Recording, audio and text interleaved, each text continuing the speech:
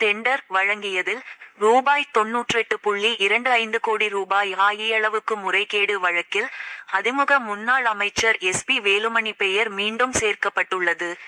அ.தி.மு.க. ஆட்சியில் உள்ளாட்சித்துறை அமைச்சராக எஸ்.பி. வேலுமணி பதவி வகித்தார். சென்னை, கோவை மாநகராட்சிகளில் சாலை பணிகள் மேற்கொள்ள உறவினர்கள், நெருக்கமானவர்களுக்கு டெண்டர் வழங்கியதில் 98.25 கோடி ஆகியளவுக்கு முறைகேடு நடந்ததாக தி.மு.க. தரப்பில் அக்கட்சியின் அமைப்பு செயலர் ஆர்.எஸ். பாரதி லஞ்ச ஒழிப்பு துறையில் புகார் அளித்தார். அதைத் தொடர்ந்து வேலுமணி உள்ளிட்டோருக்கு எதிராக வழக்கு பதிவு செய்யப்பட்டது.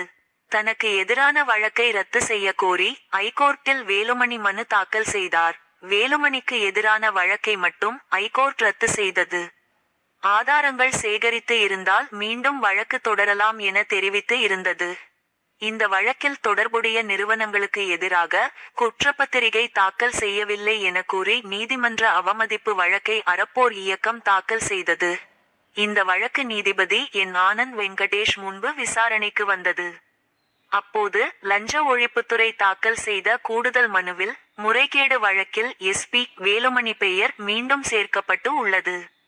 அவருக்கு எதிராக ஆதாரங்கள் சேகரிக்கப்பட்டுள்ளதால் வழக்கு தொடர சபாநாயகர் அனுமதி வழங்கியுள்ளார். ஐ.ஏ.எஸ். அதிகாரிகள் மீது வழக்கு தொடர மத்திய அரசு அனுமதி வழங்கவில்லை என தெரிவிக்கப்பட்டு இருந்தது.